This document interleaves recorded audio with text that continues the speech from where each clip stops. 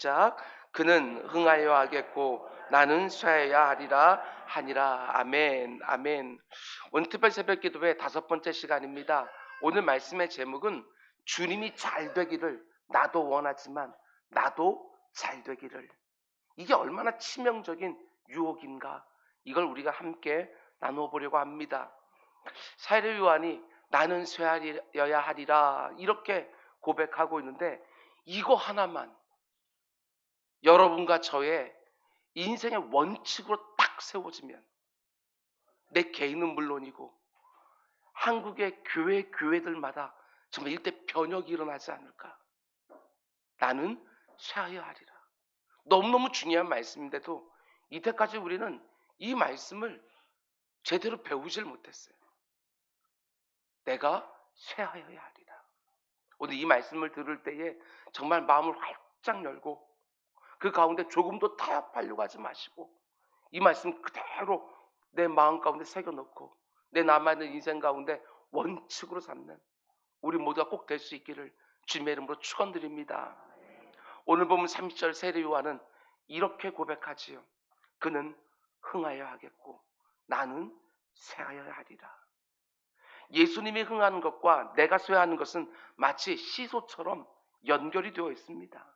내가 내려가면 우리 주님 올라가게 되고 내가 올라가면 우리 주님 내 삶에서 내려가게 되는 것입니다. 이 두 가지는 반드시 같이 있는 것이지 절대로 따로따로가 아닙니다. 예수님이 흥하기 위해서는 내가 쇠해져야 되는 것이고 내가 내 삶에서 흥하게 되어지면 예수님은 내 삶에서 쇠하게 되어지는 것이지요. 오늘날 많은 성도들은 여러분과 저도 결코 예외는 아니겠지만 예수가 흥하고 예수가 영광 받기를 원하지만 나도 흥하고 나도 주님과 함께 영광을 얻고 싶다. 이런 식으로 신앙생활을 하려고 합니다. 그러다 보니까 신앙생활하면서 너무나 많은 경우에 흔들리지요. 물론 이 땅을 사는 동안 예수님이 우리를 흥하게 해줄 때가 있습니다. 예수님이 이 땅을 살아가는 연약한 우리에게 믿음의 증거를 주시고 고단한 삶을 위로해 주기 위해서 때로는 풍요를 주시고 존귀케 해주시는 복을 허락해 줄 때가 있습니다. 그런데 그게 원칙인 것처럼 생각하면 큰일 나는 거예요. 그게 당연한 것처럼 마땅히 그렇게 돼야 되는 것처럼 생각하면 우리의 신앙이 너무 쉽게 흔들려요. 요한계시록에 보면 종말의 예수님이 이 땅을 신실하게 살았던 성도들에게 면류관을 씌워주는 장면이 나오지 않습니까? 영광과 존귀의 상징인 면류관을 씌워주면서 믿음으로 이 땅을 신실하게 살았던 우리의 삶을 치하해 주시고 축복해 주시는 것이지요. 그런데 계시록 말씀을 보면 그 면류관을 받은 성도들이 어떻게 합니까? 저는 이게 합당하다고 생각했습니다. 그 영광과 존귀를 감당하지 못하고 면류관을 벗어서 예수님께 다시 돌려드리는 거예요. 내가 한 게 뭐가 있냐고. 다 주님이 하셔서 내가 여기까지 온 것이지 나에게 그 어떤 영광과 존귀도 합당치 않다고. 조금의 영광과 존귀도 취하려고 하질 않습니다. 주님께만 돌려줘야 되는 영광과 존귀를 조금도 나누려고 하질 않아요. 여러분, 오늘 이 말씀을 있는 그대로 조금도 타협하지 않고 받으셔야 됩니다. 예수가 내 삶에서 흥하고 나는 쇠하여야 한다. 너무나 느슨해져 있는 오늘날 성도들의 보편적인 경향성을 그대로 가지고 주님이 잘 되기를 너무나 원하지만 나도 잘 돼야 되겠다. 이렇게 생각하면 오만 가지 유혹에 다 흔들립니다. 선을 딱 그어놓고 살아야 되는 것이지요. 예수만 흥하면 되고 나는 쇠하는 것이 마땅하다. 하나님께서 나에게 영광을 주시고 존귀를 주시고 내 삶에 많은 복을 주실 때 너무나 감사하게 받아서 누리기도 하지만 너무나 송구스럽고 부끄러운 마음으로 면류관을 벗어서 주님께 다시 돌려드리겠다는 결단을 가지고 이 시대를 살아낼 필요가 있는 거예요. 예수님만 영광 받으시면 나는 좀 병들어도 되고 예수님만 좋으시면 나는 남들보다 좀 못돼도 좀 천천히 가도 되고 내 자녀들 세상적으로도 잘 되기를 너무너무 원하지만 하나님을 영화롭게만 하면서 살 수 있다면 어떤 자리, 어떤 일을 해도 좋고 선을 좀 쫙 분명하게 그어놓고 살아야 되는 것이지요. 주님이 잘 되는 것은 원하지만 나도 잘 되기를 아닙니다. 그러면 안 되는 거예요. 그러면 주님이 잘 된 것과 내가 잘 되는 것이 딱 충돌하기만 하면 이내 흔들려 버려요. 내가 쇠하지 못해서 교회 안에 열심히 수고하지만 문제 일으키는 거 얼마나 많습니까? 세상에 나아가서 내가 쇠하려고 하지 않으니까 분명히 뭔가 하나님께 주신 많은 복들이 있는 것 같은데 그 가운데 하나님의 영광은 조금 더 드러나지 않는 그런 경우들이 얼마나 많이 있는지. 너무나 많은 성도들이 하나님이 복으로 주시고 선물로 주신 것들을 조금 더 내려놓으려고 하질 않습니다. 주님이 내려놓으라면 다 내려놓고 주님 한 분이면 충분합니다. 주님이 나의 전부입니다. 이런 고백들을 쏟아내야 될 텐데 너무너무 느슨해져 있는 거예요. 세례 요한은 예수님을 제대로 만났습니다. 제대로 만나서 그분이 어떤 분인지를 알아야 될 대로 알게 되니까 너무나 그 고백이 분명하지요. 그분은 흥하여야 하겠고 나는 쇠하여야 하리라. 여러분과 제가 쌩쌩하게 살아있는 상태로 그분이 흥하는 거 불가능합니다. 한쪽을 택해야 됩니다. 양쪽을 다 가지려고 해서는 안 되는 거예요. 그 무엇도 아낌없이 내려놓고 포기하고 잃고 돌아갈 각오를 하고 내 자신을 계속해서 부인하면서 주님을 따라가야 시선이 놓쳐지지 않는 거예요. 요즘 내 신앙이 너무 느슨해진 것은 아닌지 꼭 점검하셔야 됩니다. 주님이 흥하면 나는 쇠도 되고 주님만 좋다 하시면 나는 어떻게 되든지 상관없고 이 단호한 고백을 회복해내야 우리가 그렇게 소원하는 것처럼 정말 성도답게 이 땅을 살게 되어지는 거예요. 한 번, 두 번 주님을 위해서 건건 내려놓으려고 시도하는 것으로는 충분하지 않습니다. 일평생 내 삶의 원칙으로 딱 세워놓고 살아야 되는 거예요. 내가 꼭 살아내기를 사모하는 핵심적인 영적 원칙, 그걸로 삼아 놓으셔야 돼요. 오늘 새벽에는 내가 쇠하여야 하리라 하는 주제만 다루려고 합니다. 그리고 오늘 저녁 9시에 예수가 흥하여야 하리라 하는 주제를 계속해서 보려고 합니다. 이 두 번의 설교 결코 호락호락하지 않을 것입니다. 그러나 주님을 다시 한번 뜨겁게 만나면, 주님을 제대로 만나면 세례 요한이 그랬던 것처럼 여러분과 저도 이런 원칙 가지고 살 수밖에 없습니다. 주님이 흥하면 나는 쇠해도 좋다. 이 분명한 원칙. 여러분, 성경이 말하는 성도의 신앙생활의 가장 큰 원수는 자아입니다. 자아. 내 자신. 물론 내 자아보다 우리의 진짜 원수와 대적은요, 원수 마귀지요. 마귀가 우리의 진짜 원수예요. 그런데도 내 자신이 가장 큰 원수라고 말할 수밖에 없는 이유는 마귀가 나를 넘어뜨리는 가장 주된 도구가 바로 내 자신이기 때문에 그렇습니다. 내 자신이 흥하기를 원하는 그 욕망을 마귀는 언제나 공격하는 거예요. 인류 최초의 범죄가 나오는 창세기 3장을 보면 마귀가 유혹했던 것은 아담과 하와의 자아였습니다. 마귀가 뭐라고 유혹하지요? 너희가 그것을 먹는 날에는 너희 눈이 밝아져서 하나님과 같이 되어 선악을 알게 되리라. 아담과 하와의 자아를 부추깁니다. 그것만 먹으면 네가 흥하게 되신다. 네가 높아지게 된다. 하나님같이. 심지어 우리 주님 세상에 오셔서 공생애를 시작하실 때 마귀가 예수님을 3번 시험하지 않습니까? 그런데 앞에 나오는 2가지 시험 보면 내용은 다르지만 똑같은 표현이 하나 공통적으로 들어가 있어요. 네가 만일 하나님의 아들이거든. 여러분과 저와 똑같은 사람의 몸을 입고 이 땅에 오신 주님을 향하여 네가 만일 하나님의 아들이라면 어디 한번 입증해봐라. 증명해봐라. 내가 하나님의 아들이라는 자아를 부추기는 유혹을 한 것이 바로 마귀예요. 예수님마저 시험했던 마귀가 하물며 여러분과 저를 얼마나 자주 부추기겠어요. 내가 쇠하지 못하도록, 내가 꿈틀거리고 펄떡이도록 얼마나 교묘하게 부추기겠냐고요.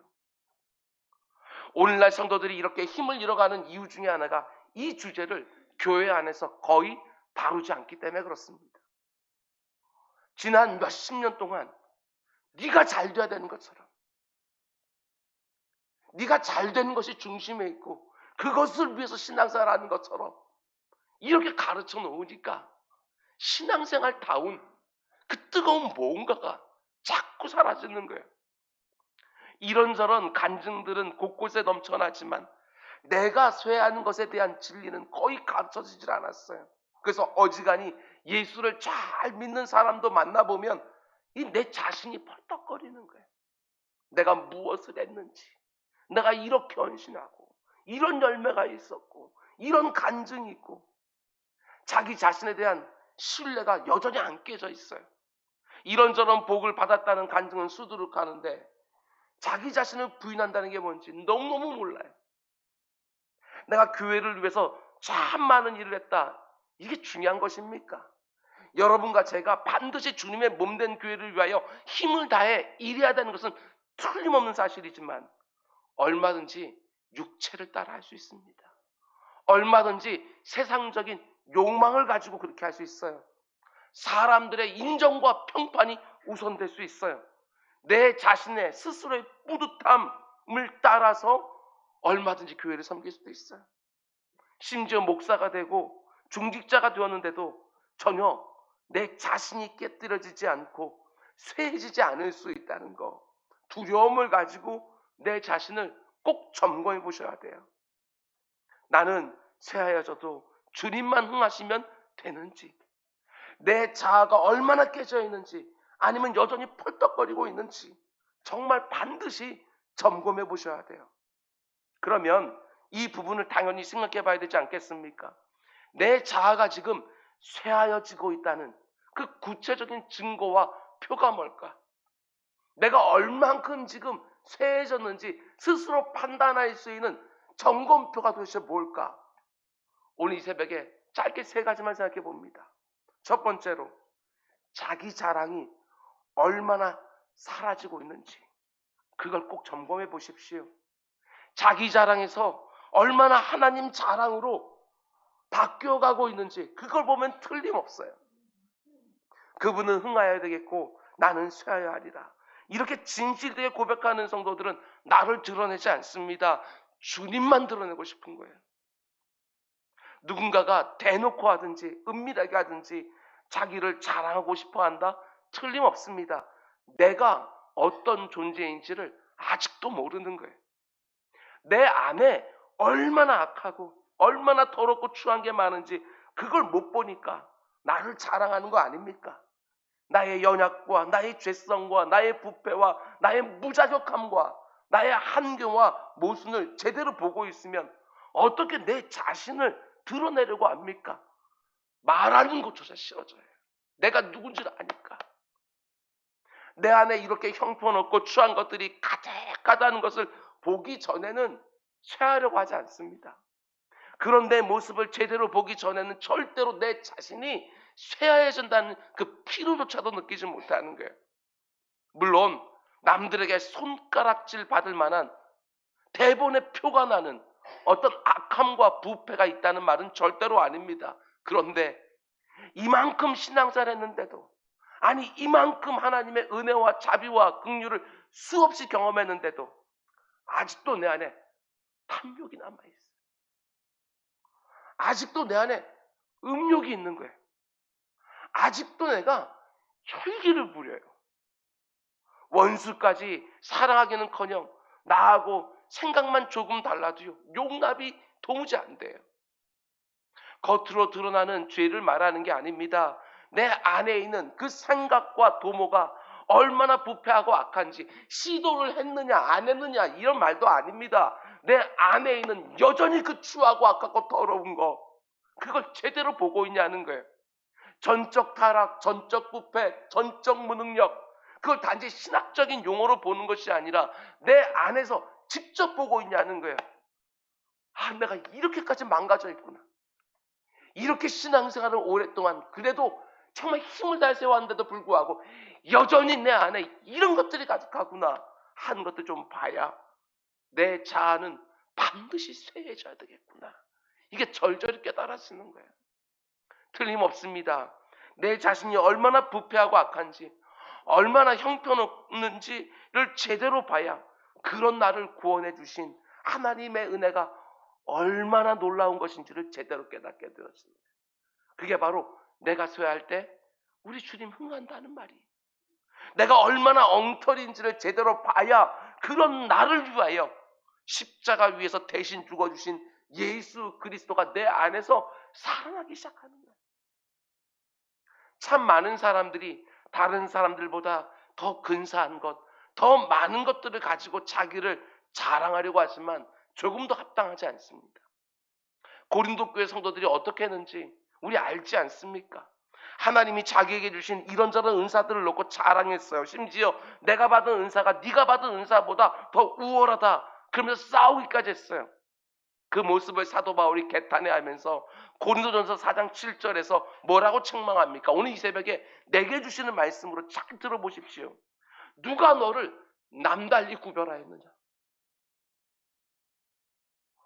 오늘 이 말을 들어야 될 분들이 이 땅에 얼마나 많을지, 스스로를 자랑하는 사람들에게 누가 너를 그렇게 남달리 구별해 줬느냐? 그 자랑거리 놓고 우리 주님 말씀하시는 거예요. 네게 있는 것 중에 받지 아니한 것이 무엇이냐? 네가 받았은즉 어찌하여 받지 아니한 것처럼 자랑하느냐? 이 말씀을 새겨 들어야 돼요. 너에게 있는 것 중에 받지 아니한 것이 도대체 뭐냐? 네가 받았으면 어찌하여 받지 아니한 것처럼 자랑하느냐? 여러분, 하나님이 내게 주셨으면 하나님을 자랑해야지 왜 나를 자랑하냐고요. 마음에 꼭 새겨 놓으셔야 됩니다. 자기 자랑이 흥하면 하나님 자랑은 내 삶에서 쇠하게 되어져 있어요. 내 입에서 하나님 자랑이 흥하게 되어지면 자기 자랑은요, 마땅히 쇠할 수밖에 없어요. 마음에 새겨놓고 사십시오. 두 번째로, 지금 내 자신이 쇠해져 가고 있는지를 볼 수 있는 중요한 증거와 표가 무엇입니까? 어제 새벽에도 말씀드렸지만 내가 자기 중립성에서 얼마나 벗어나고 있는가, 얼마나 싸우고 있는가 하는 걸로 보는 거예요. 자기 중심성에서 얼마나 하나님 중심성으로 옮겨가고 있는지를 보면 틀림없어요. 어머니 모태로부터 죄를 가지고 태어난 사람들의 보편적인 특징, 자기 중심성이라고 수없이 말씀을 드렸습니다. 모든 사물과 사건을 나를 중심에 딱 놓고 다 보는 거예요. 거의 모든 사람들에게 이런 경향성이 똑같이 드러나지 않습니까? 얼마나 내 자신에게 함몰되어 있는지 몰라요. 내 자신, 내 문제, 내 경험, 내가 한 일, 내가 한 말, 내가 바라는 것, 내가 직면하고 있는 어려운 문제들, 늘 그런 것들만 생각을 해요. 다른 사람들의 중병 걸린 것보다도 내게 있는 몸살 하나가 더 신경이 쓰여요. 그러다 보니까 신앙생활 하면서도 어떨 때가 많습니까? 나를 중심에 놓고 신앙생활 하니까 틀림없어요.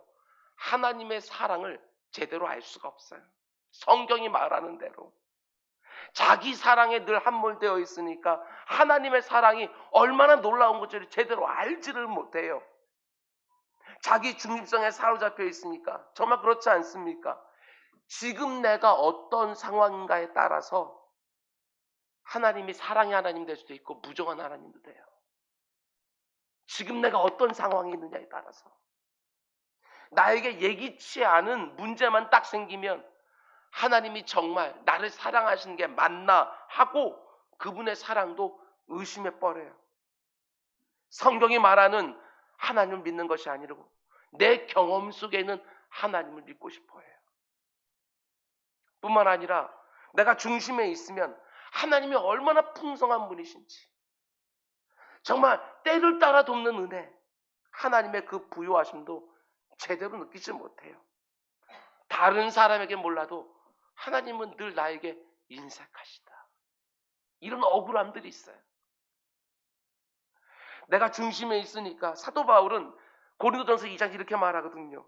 기록된 바 하나님이 자기를 사랑하는 자들을 위하여 예비하신 모든 것들은 눈으로 본 적도 없고 귀로 들은 적도 없고 아니 생각도 못할 만큼 엄청난 것이라고 말을 합니다. 하나님 나를 위해 예비해 놓은 것이 얼마나 부요한지 너희들이 눈으로 본 적도 없고 귀로 들어본 적도 없고 생각조차도 못한 것을 예비하고 있다. 성경은 말하고 있는데 내 손에 쥔 것만, 내가 중심이니까 내 손에 쥔 것만 보면서 그저 이런 성경의 말씀들을 그저 문학적인 수사처럼 공허하게만 들리는 거예요. 나를 중심에 딱 놓고 하나님의 부요하심을 보려고 하니까 가슴에 와닿지를 않아요. 내 탐심이 요구하는 것만큼 하나님이 내게 주지를 않았으니까 그 가운데 하나님의 부요하심을요 제대로 가슴으로 받아들이지를 못하는 거예요. 자기 중심성이 이렇게 무서운 거예요. 나를 중심에 딱 놓고 내 경험에 따라 하나님의 사랑과 능력과 부요하심과 은혜와 다 뒤흔들어 버리는 거예요. 여러분 그런데 우리가 예수님을 제대로 만나기 시작하면 어떻게 되어집니까? 내 생각과 내 삶의 중심에 있던 나를 밀어내기 시작하고 예수님을 점점 중심에 모셔드리는 거예요.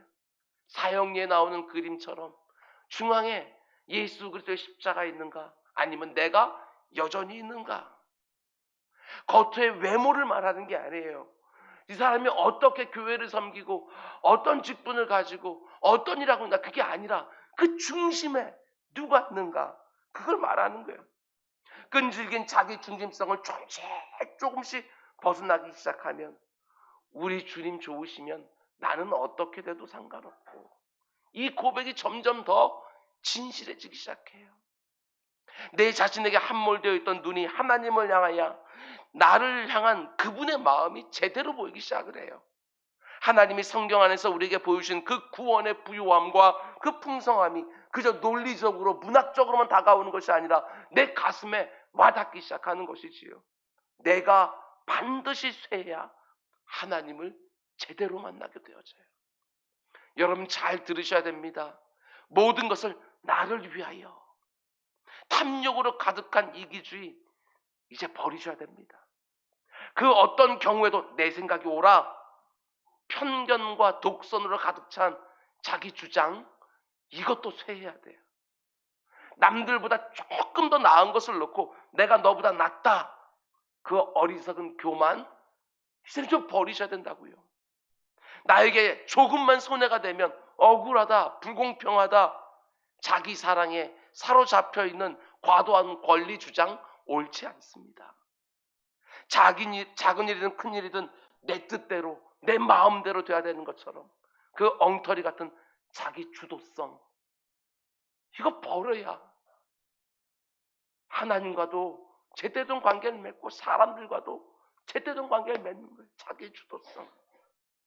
다른 사람들은 어떻게 되든지 나하고 무슨 상관이냐 I don't care. 자기만 생각하고 남은 어찌 되든지 상관없는 그 지독한 무관심 아닙니다. 이게 어떻게 거듭난 성도들의 살아가는 모습이 될 수 있겠어요? 그 유명한 갈라디아서 2장 20절은 이렇게 말합니다. 내가 그리스도와 함께 십자가에 못 박혔나니 그런즉 이제는 내가 사는 것 아니요 오직 내 안에 그리스도께서 사시는 것이라. 여러분 이미 십자가에서 죽어버린 나를 다시 살려내려고 애쓰지 마시라고요. 이미 죽어버린 나를 다시 살려내야 되는 것처럼 생각하지 마시라고요.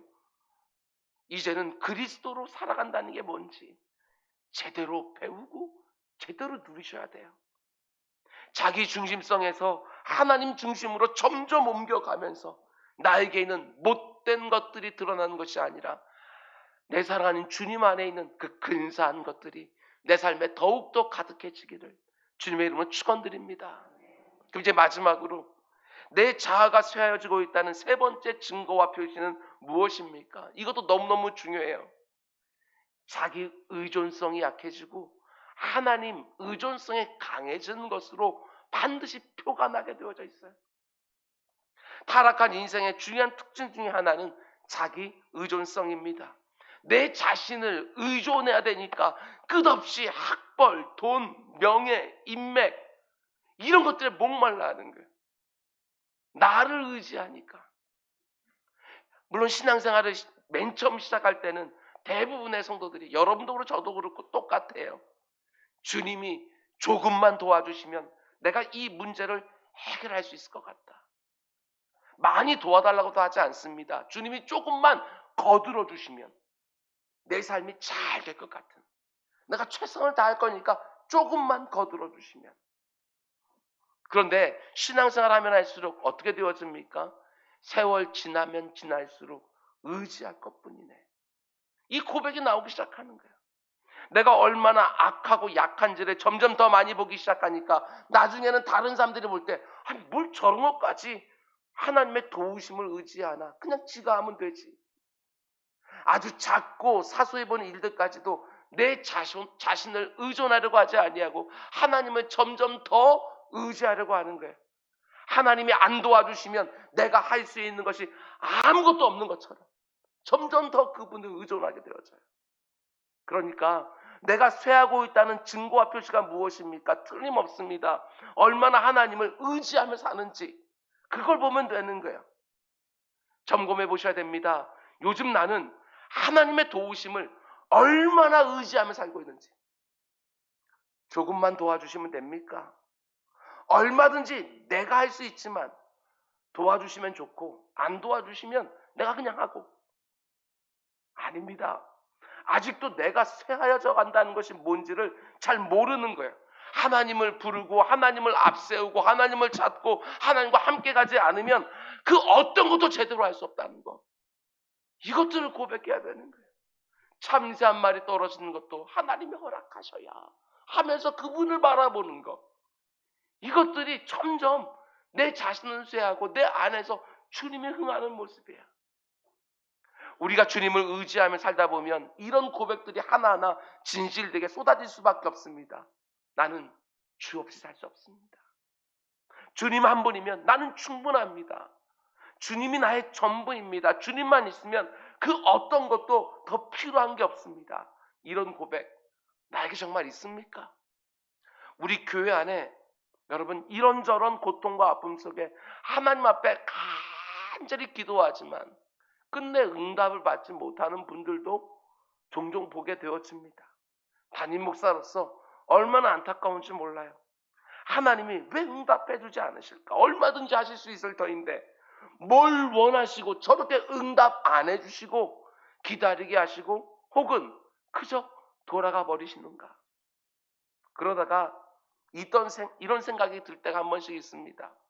지금 내게 있는 이 고통과 아픔이 멈추지 않아도 하나님, 저는 주님 한 분은 충분합니다. 이 고백을 듣기를 원하시는 게 아닐까? 주님 한 분만 있으면 아파도 가난해도 망해도 저는 이미 충분히 행복합니다. 이 고백을 듣고 싶은 게 아니실까? 주님의 도우심이 필요해서 의지하는 것, 그것도 참으로 귀한 신앙의 모습이지만 주님 한 분이면 나는 충분합니다. 주님 한 분이면 나는 모든 것을 다 가진 사람보다 더 많은 것을 가진 사람입니다. 이런 고백을 우리 주님이 여러분과 저에게 한 번씩 듣기를 원하시는 것이 아닐까? 여러분, 주님이 흥하기를 원하지만 나도 흥하기를 원합니다. 아닙니다. 여러분, 그런 거 아닙니다. 주님이 어떤 분인지 알면 알수록, 내가 어떤 존재인지 알면 알수록 그는 내 안에서 흥하여야 되겠고 나는 쇠하여야 하리라. 이렇게 고백할 수밖에 없는 것이지요. 자기 자랑 여러분 아닙니다. 아직도 내가 어떤 사람인지 모르는 것이지요. 자기 중심 아닙니다. 하나님 중심이고 이웃 중심으로 살아야 우리가 사는 것처럼 사는 거예요. 자기 의존 절대로 아닙니다. 내 자신을 의지하며 사니까 평안함이 없어요. 내 힘과 내 능력을 뛰어넘는 문제만 만나면 두려움에 짓눌리는 거예요. 내가 쇠해질 때 우리 주님 흥하시는 줄 알고, 내가 약해질 때 주님의 강함을 경험하는 줄 알고, 내가 죽을 때 내 안에서 그리스도가 사는 줄 알고, 주님이 흥하면 나는 쇠해도 되고 주님만 좋으면 나는 어떻게 되든지 상관없고, 내 삶에 분명한 원칙을 딱 세워놓고 모든 판단과 결정과 선택을 하면서 내 앞에 책임져 주시는 하나님의 은혜의 문이 어떻게 열리는지 다 경험하고 누리는 우리 모두가 꼭 될 수 있기를 주님의 이름으로 축원드립니다. 기도하겠습니다.